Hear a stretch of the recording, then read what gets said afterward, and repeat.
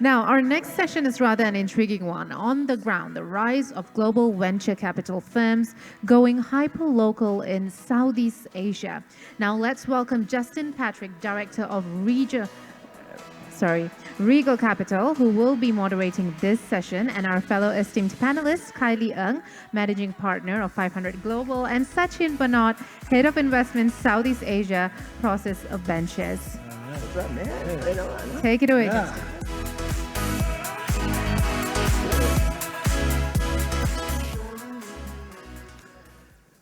Okay, good afternoon, everyone. So we're doing one of the afternoon sessions after lunch, so we'll try to keep it lively. This dude's been up since 2:30 a.m. He just mentioned to me, right? So I was giving him a bit of a neck massage, some acupuncture. Thanks, Khailee. I appreciate it. We're a team now. Yeah. I flew in this morning, started at Jakarta, started at my house at 2:30 a.m. So please, stay with me here. If you're feeling a little after lunch drowsiness, just remember where I am, okay? So we've got a really interesting topic today, which is about global investment community, global VCs coming and going hyper local. And we have an interesting group. We've got myself, Justin Patrick. I'm a director at a new investment management firm called Regal Capital. We were founded earlier this year, and we are a regional player. So we invest in Southeast Asia and India. And our brain trust is right now centered around Singapore and Jakarta. And we have some very talented individuals covering Vietnam, India, and also our network in South Korea. So we're very regional. We with the DNA in the region in Southeast Asia. And we have some really exciting group members here, panel members here that are representing the global investment community. Khailee from 500 Global, and Sachin from Prosus. So we're going to hear these different angles about going local and what it means to be a global investor operating in a local market. So before we get into the topic in a lot of detail, exciting detail hopefully, I'd like to give each of you an opportunity to introduce yourselves personally and also about your firm, the latest updates of each of your firms and what you all do. Hey, Sachin, you go first, bro. Sure, thank you. We were having a warm-up mamak session last night. So we did. Yeah. So we covered quite a lot of ground there. It's great to be here. So my name is Sachin. I was born and bred in Malaysia. I spent most of my early days right up to university here, studied in the UK, and have really spent most of my career in Southeast Asia, loved the region, most of it in private equity and a couple of years in venture capital as well.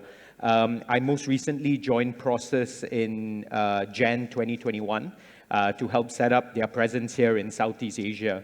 I think the best way to think about Prosus, we used to be known as Naspers, is we are an investment holding company. So we are a permanent capital vehicle. I guess you can sort of think of us as the Berkshire Hathaway of technology investing. So when we invest to hold. We are truly permanent and patient capital. We have a couple of key verticals. Our largest, of course, is Tencent. We own about 30% of that. We also have large holdings in food delivery, in education tech, in payments, and then we have the ventures bucket, which is where I sit. And you can think of the ventures bucket as the other bucket. We are sector agnostic, but obviously there are themes and sectors that are front of mind for us. Last year in Southeast Asia, we invested in wealth management, in neo-banking, B2B commerce, opportunistically in 2 deals in cybersecurity, in the creator economy as well. So we have a wide sector mandate, and we are ticket size and stage agnostic as well. So our smallest check size last year was 700,000 in a crypto token. Our largest was 200 million. The 200 million deal was not here in Southeast Asia. My focus has been 5 to 15 million because that's where I think the absorption and the absorption capacity and sweet spot is in the region. So that's myself and Prosus in a nutshell. Khailee. No, well put, man. So this is why when the panel was being assembled, I was like, okay, we need to get Sachin over here. right? So we can bring more money into this ecosystem. Big round of applause for Sachin, huh? Let's do it, huh? Put more money into this ecosystem. Well, Sachin's a USJ Subang kind of guy, right? So my high school was in SMK Damansara Jaya, right? So I think it's good to see more Malaysian talent being part of international investment firms. So I think maybe I've spoken to a few of you and know a few of you in the crowd before. So I'll give you a brief update on 500 Global since the pandemic. So a few things. The first thing is we've changed our name from 500 Startups to 500 Global. And you see in a minute through this conversation why. Second thing is that a lot of our seed startups that we've backed since 2010 has started to succeed. Specifically, just in the COVID period alone, we had a lot of them become unicorns. So today, 500 Global as a platform, we have got 51 unicorns coming out of our seed investments. Now, bringing it back home in Southeast Asia, a lot of the early dreams, a lot of the early investors who actually backed our Southeast Asian funds back in 2014, finally we get the validation. Why? The first 21 investments we made between July 2014 to December 2014 produced 5 unicorns: Grab, Carousel, Bukalapak, Carsome, and Prenetics, of which 3 of them went public just in the COVID period alone. So I think with that in mind, it's like all of the hard work that 500 as early believers in all these ecosystems around the world, we're starting to see this momentum pick up. Now, as a result, of course, our investors are happy. They're giving us more money. Today, we now manage more than $3 billion asset under management. And we've also been entrusted to cut larger checks. Our seed checks are doing $350K USD to $500K USD. If any of you in the room have an idea, we're willing to go as early. But we're also willing to come in on companies who have skipped the seed run altogether. We've recently cut 3 checks into companies who are just like, to me, some people call them SMEs, but they've got strong momentum, strong traction, and they never even got into the venture capital game, but profitable, 10 to 100 millions of revenue. We've been cutting $5 million to $7 million checks, new checks straight into these companies. So 500 Global as a platform continues to be busy. We're building a lot of momentum, and a lot of it's very fortunate because of early believers. A lot of you are in this room and early founders who partnered with us, right? So can't wait to engage in a lively discussion for what we can do together in the next decade. Great. Well, thanks, guys. I mean, it sounds like we've got some unique approaches on the stage today.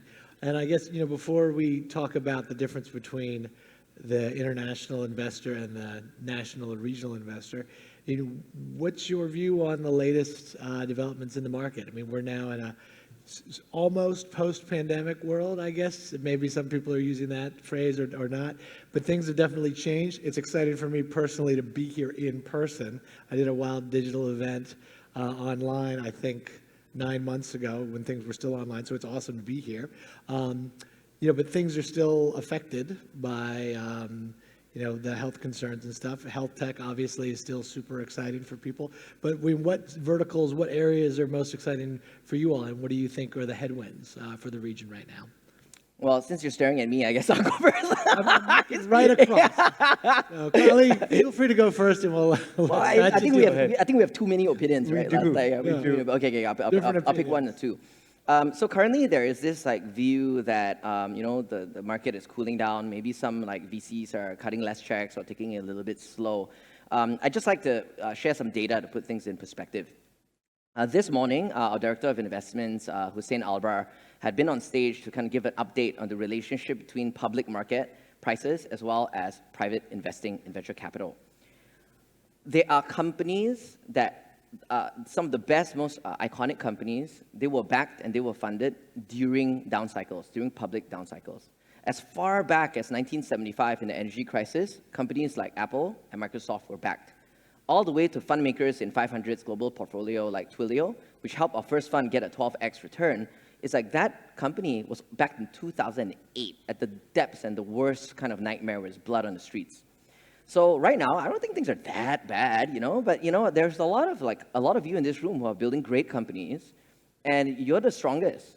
You're like the fittest of the fit. So if anything, all the investors in the room, now is the best time to shop, right? So I think my first just general comment on the market, what's happening right now, I think builders continue to build, and real investors who understand the relationship between private and public will continue to back you. No, we are very much aligned with that. Maybe if it's helpful, I'll just give a little bit of an overview of what excites Prosus about Southeast Asia and why we set up our presence here to sort of dovetail into what you've said, Khailee. So I think if you look at Southeast Asia as a region, it's really one which is experiencing growth on growth, underpinned by significant market inefficiencies, right?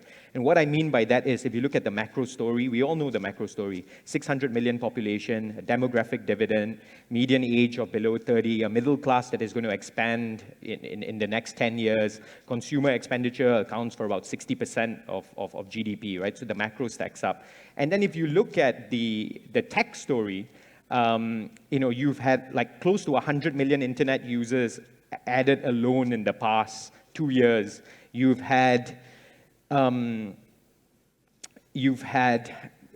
stats slips my mind, but you have a mobile-first economy, right? So mobile is the primary sort of medium for internet in this part of the world. The C digital economy has continuously been underestimated, right? It's expected to be at around 400 billion by 2025. So the tech story is one that's very real as well. And then if you look at things like market inefficiencies, I mean, just look at things like infrastructure and logistics, right? Logistics amounts to something like 25% of GDP in Indonesia. In tier 2 and in tier 3 cities, it's still cash on delivery. You don't have formal addresses. You have a massive topographic challenge, right? So that's something that has excited us a lot. And what we saw during COVID is some of these irreversible trends, whereby if you look at things like e-commerce, 1/3 of all participants were new during COVID. If you look at things like digital payments, you look at things like wealth management, you've seen, yes, there will be some reversion to the mean now that COVID is over, but you have seen an irreversible shift there. And another thing about this region, which we have, is the benefit of hindsight, right? So if you look at Southeast Asia, it's anything 3 to 5 to 10 years behind that a market of India and China or even the US. So you have an opportunity to really pattern match and to localize for your own market, right? That being said, putting all these sort of, having these tailwinds have been fantastic. I think what you did see last year was a bit of a market frenzy. And I think at least it seems right now that, we've come to this end of cheap money, for lack of a better word. Your costs of capital have gone up. The Fed has decided to put a pause on the money printing machine. So you have seen some shifts over the past few months where, a lot of international investors and crossover funds have pulled back. You have seen a lot of potential IPOs and SPACs get shelved. Some of our largest tech companies that are publicly listed here have seen their valuations see steep declines. And I think that founders and investors are also waking up to the fact that, businesses that they build need to be based on fundamentals and essentially need to be based on sustainable growth, right? But our view is that, look, as what Khailee mentioned earlier, a correction is a good thing. It will differentiate the winners from the losers. It will actually allow time founders to build, and by virtue of that, allow investors to do due diligence. It will spur real product innovation and hopefully drive tangible outcomes. If I were to bounce on your point, right, Sachin, I think like something you brought up about fundamentals and also like the big market potential. I think a lot of us who have been in the been in the Southeast Asia scene for a long time, we know what the market potential of Southeast Asia is, right? But as it pertains to your question on like what sectors 500 is interested in, Yes. is that a lot of this 600 million people over here, they're just coming in online, and a lot of them exist outside of Bangsa. They exist outside of Pepe and SABD in Jakarta. They're outside of Singapore. A lot of them are elsewhere. Yeah. So which business models are actually capturing all of Southeast Asia, right? I'll give you 3 real examples. When we were working with Bukalapak and we're looking at how competitive e-commerce was, it's basically a race to the bottom. So we said, hey, if e-commerce penetration in Indonesia is just like 2 to 3% at the time, and so much hundreds of millions of venture capital is fighting for the small 2 to 3%, what can we do for the rest of the 97%? So when Bukalapak embarked on the Bukalapak Mitra strategy, 60 million small shops that connects the rest of Indonesia, they wired all of them up. You know, after they went public, they continued from 7 million of these mitras all the way to 14 million of these mitras, turning them from selling like cigarettes and Indomie, right, to selling bus tickets, train tickets, for them to become bank branches, insurance, logistics hubs. This is all of Indonesia. And as a result, Bukalapak is the closest to profitability out of all the public tech investments. They're making hundreds of millions of real revenue. And once they start churning out that profit machine, you'll see the reward for people who are patient, the reward for people who are willing to buck the trend. You know, and there are many examples. There's one logistics one, since you brought it up. We did it in Indonesia as well, called Dagangan. A lot of the logistics partners are throwing money into tier 2, tier 3 cities, but tier 4 and tier 5, it's hard. Even the traditional logistics companies don't go there, okay? Like the topography is out of this world, right? So they actually build the infrastructure based on people to actually build the rest of their logistics chain over there. Things in agriculture, companies like e-fishery, so difficult to raise money back in 2014, 2015, right? And you can bounce on this as well. You've got a lot of a similar thesis on that, right? Today, they're making hundreds and millions of dollars of revenue, and they've been profitable for the past 3 years. Nobody's talking about them. No, they're not on stage here talking about fish. You know, yes, we love fintech. We've got a lot of fintech unicorns, but hey, let's talk about fish as well. Let's talk about rural. Let's talk about all commerce, not just e-commerce, right? What else can we talk about? So that's how you unlock all of Southeast Asia. That's good observations. It seems like this is perfect for segueing into the next question, because the big topic here is, you know, looking at differences between international firms and national firms.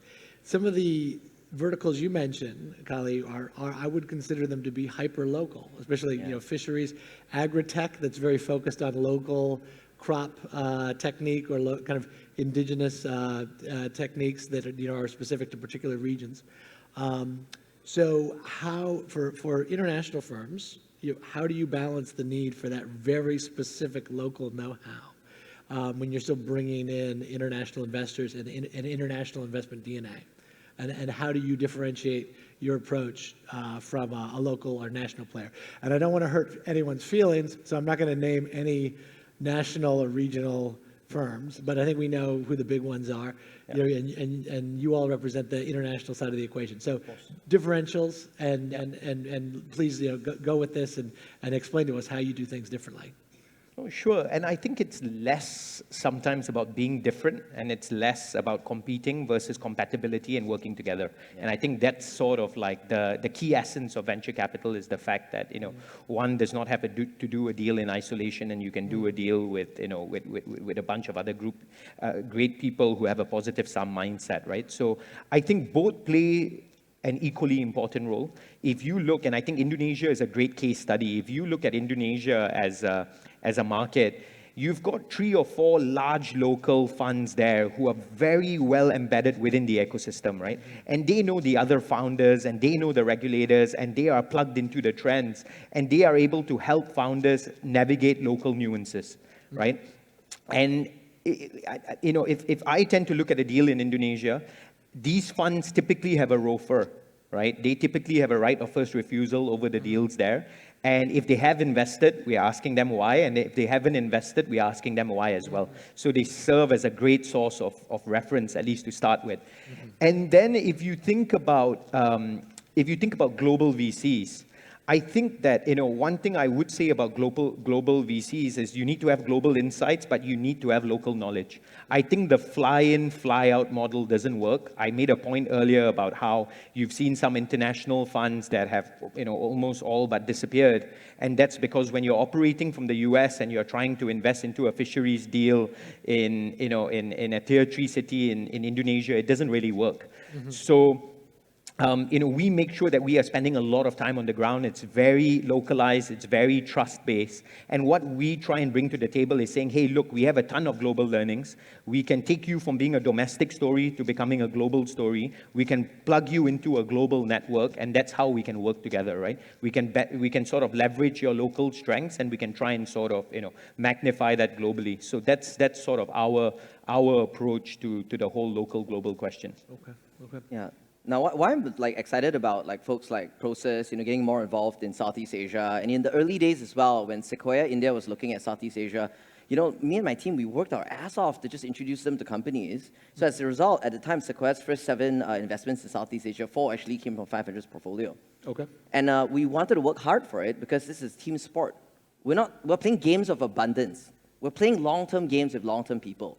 And we want the highest quality investors who can help build the largest ambitions, the largest companies from this region. So I'll give you some stats, right, to put this into perspective. If you build a single market company only, let's say a Malaysia-only startup, or you look at the exits, right? What are the largest exits? Malaysia only, right? You say that maybe sub 100 mil, okay, give or take. Let's say you do Indonesia, a very big market, right? Indonesia-only unicorns, like Gojek merging with Tokopedia, they just chased past like from 9 billion all the way to 10, 11, you know what I mean? So they're just shy of like a decacorn, for example, right? Now you look at Grab, regional, right? Yeah. So they're in the 2-digit billion decacorn category, right, from where they are. But look at C Limited. They got revenues coming from China, looking at Southeast Asia, they dabbled their feet in Latin America, Eastern Europe, so on and so forth. So at their peak, they kind of managed to touch 3-digit billion in terms of valuation. Now, bring things back home over here, right? What am I trying to say? I'm trying to say is, when you build your company, you're choosing your own ceiling. Yep. By choosing your identity, you're choosing how far you can go. Yep. Now, choosing your investors, you're choosing people who can go that distance with you. Yep. How far are you willing to go? Yep. Our biggest outcomes, like yesterday morning, I was catching up with the founders of Canva, right? Coming out from Australia, yep. Right? Cliff, the co-founder, he's such a humble and sweet guy, right? And just recounting how difficult it is to get these kind of global ambition things. A lot of VCs will say they want to do something global and all that, but you know what I mean? But Canva being a $40 billion company, again, the early days, they set their sights globally from day one. Now, fast forward till today, we're very proud that we have made some unconventional, contrarian bets in companies that have global sites in mind. Where's Natu and Kshitij? Kshitij will be talking a little bit later. I don't know if Natu's in the room. But a Malaysian-born company, Lottie Files, the biggest markets now, Korea, most of their users are in the US, all around the world. They would be the Canva of animation really, really soon. Built right here in Malaysia. How often do you get that? Last thing I'll say, e-fishery, like launching in India, if they are the first Indonesian company to crack India and crack many more markets, right, again, you've broken that ceiling from Indonesia only into a global company. How does that relate to choosing your investors? Mm-hmm. I would love, for 500 Global, when I first joined 500 Global back in 2014, the mission is still the same. I believe fundamentally, anyone in this room can build a completely global company. And it is part of not only an inevitability, it's actually kind of fun. when you truly connect and have an environment where people from all different cultures are intersecting, we're transacting, we're collaborating, we're co-building things, right? That feeling is as close to experiencing the full spectrum of the human spirit, full expression. So I really, really urge for us to collaborate with hyperlocal, locally born firms, as well as mix and match a little with some global folks. And to the extent that you can leverage a lot of 500's partners and insights in Latin America, Middle East, and so forth, right? These things will be helpful to at least give you a global identity. And then you can cast how far you want to go. Yeah. Good. I mean, I think, if we shift the focus a little bit, just a quick question for you, Khailee. I mean, how important is the opinions of the national firms? I know Sachin said it's important. It's basically a right of first refusal. But I mean, as you all are looking at later stage investments, presumably, because of the repositioning, how important is the opinions of the big national players? I think it's relevant. I would use the word relevant as opposed to important, because it gets to some point where if you're building a truly global company, you need a deeper capital pool to fund that. Definitely. Right? And then so some global names, factually, they'll look and see what other global names are there. Yeah. Then if you're fully stacked up, overly local, overly regional, it's not to say they won't do it. They'll do it, right? But sometimes it helps to have some other global names there. Got it. Number two is that Southeast Asia, we're not going to build like global champions surviving on the same few names that you hear all the time, right? We're going to always need a lot of new names. Yep. And this doesn't mean just when you're private. So, only because it's very recent, right? We look at Grab and Buka, right? 500, we've been working with them since the early days. Now, leading up to the pre-IPO, suddenly they're going public and they need to get public investors to be involved. And a lot of the investors in the US, they may not have fully heard of Grab or fully understood Grab very well. Then suddenly it's like 500's back involved again, and we need to do an internal kind of marketing kind of thing, right? To really get the US audience really interested in Grab. Bukalapak is like we had to hustle. We got ARK Invest to feature like Teddy, the president, on the ARK Invest podcast. And for the first time, all these kind of like Robin Hood investors, right, or ARK investors, like, oh, who's Bukalapak? Exactly. Do you know what I mean? It's like, that's every inch. You win this battle, okay? Every inch that you can do, you hustle, you get there. So hence, yes, it is super important. And all of us have to work very hard to make sure there's global attention to the true potential that Sachin was talking about in Southeast Asia. No, and I just don't think we should be benchmarking ourselves to our domestic peers. You have got to look at global benchmarks, and you've got to say, how am I as good or better than my global, than my global peers? And if you are, you will get invested. And it's not about like us, like say, oh, let's say Sachin and myself, any of these VCs, like that. That's like 99% of things that we useful to founders, we don't know. Yeah. But maybe Sachin knows more, right? But it's like, the best thing we can do is be routers of what founders really need. So if you look, say, for example, Red Doors in Indonesia, when we introduce him to a founder in Latin America who's doing the exact same business model, it's like suddenly he found like a soulmate. Right? Right? And then they're having conversations on how to build each other because they're like brothers from a different kind of like idea mother, of sorts, right? Or brothers from the same seed investor at the very least, right? So it's like, but that kind of thing helps to expand the global potential. We're starting to get to the end of the time, so maybe we could shift the focus a little bit more to individuals. Okay, so there's I think maybe two types of individuals out in the audience that would be interested in hearing your opinions on things, and I would say entrepreneurs, founders, and budding investors or budding junior venture capitalists, we could say.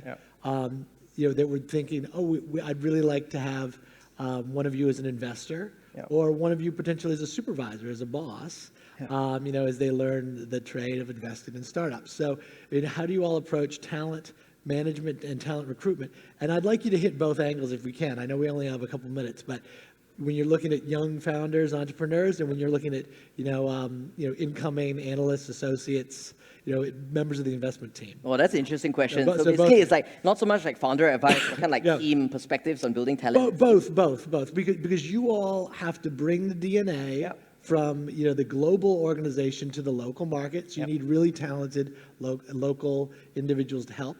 And similarly, from evaluating founders, some of the criteria will be similar.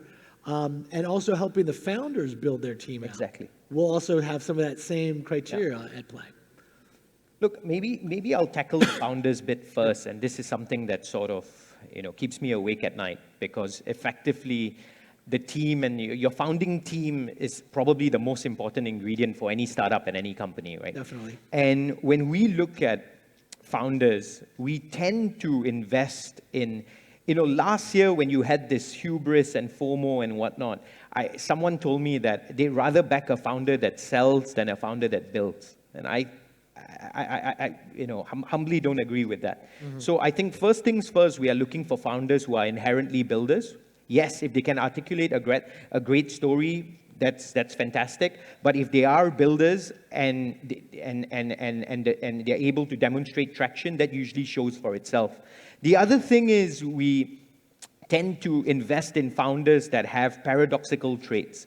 So these are founders who are able to think of the macro and have the vision, but very quickly switch and also think of the micro and able to execute. These are founders who are decisive, but yet these are founders who are also able to take feedback, right? These are founders who know their strengths, but they also realize that their strengths can be their weaknesses, right? These are founders who dare to imagine, but founders who are also outcome-oriented, right?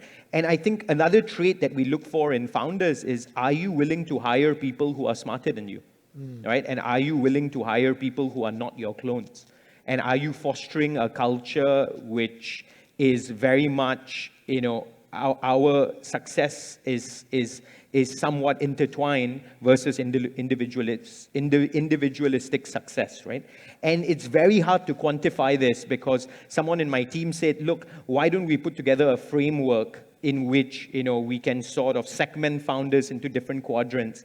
And my first question was, hypothetically, if Elon Musk or Steve Jobs or Travis from Uber were to go through this framework, it's quite likely that they would fail this stress test. So I don't think there's a single that you can have a framework for founders because they all bring in different traits, they all have extreme personalities. So these things are all, to a certain extent, at its core based on intuition sometimes, right? So that's what I would have to say about founders. Okay. Yeah. I think we're gonna, because I know we have 1 minute left on the panel. You guys okay to run an extra minute? Okay, let's do this, okay, extra minute. Okay, so founders, I'll do a quick bit, and then we'll talk about talent more broadly. And I know a lot of Malaysians in the room, so maybe I'll touch a bit on that as well. Okay, lots been said about like talent and founders. After 9 years and just looking back at why, not just why some of our founders succeeded, but why some of our founders who've also raised a lot of venture capital, some of the companies are no longer in operations anymore, right? So I want to compare both data sets and just try to reflect on it. I find that one very subtle trait is energy management. Energy management. If you're a founder and you're building something, the actual physical labor of being on a Zoom call and going on LinkedIn, cold spamming someone, trying to recruit someone over coffee, it's not physically laborious. It's not, right? Whether you're working in a job or any job you're actually doing the same physical activity.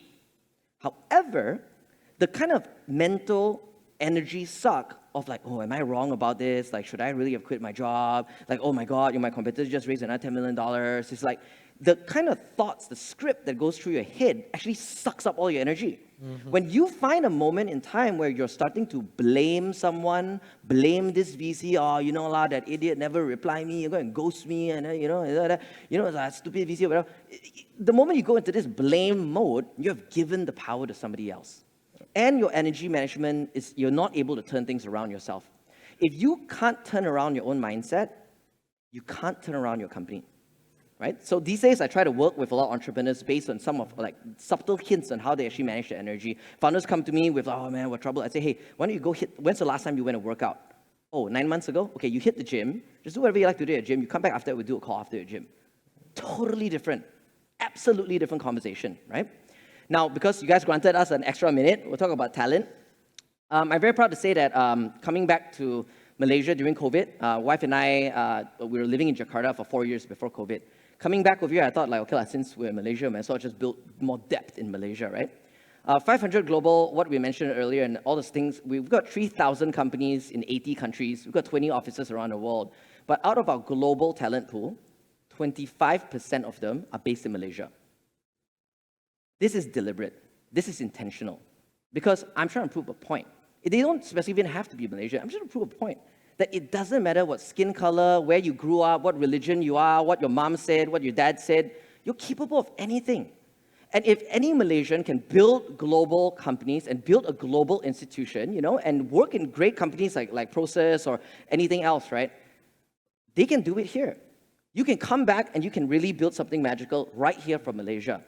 Right? So with that in mind, right, I really hope all of you who are considering hiring talent and building it up, right, like you can actually use Malaysia as a base to do it. Because 500 has proven it, and we're attracting talent from around the world to work here, and we have multiple positions open.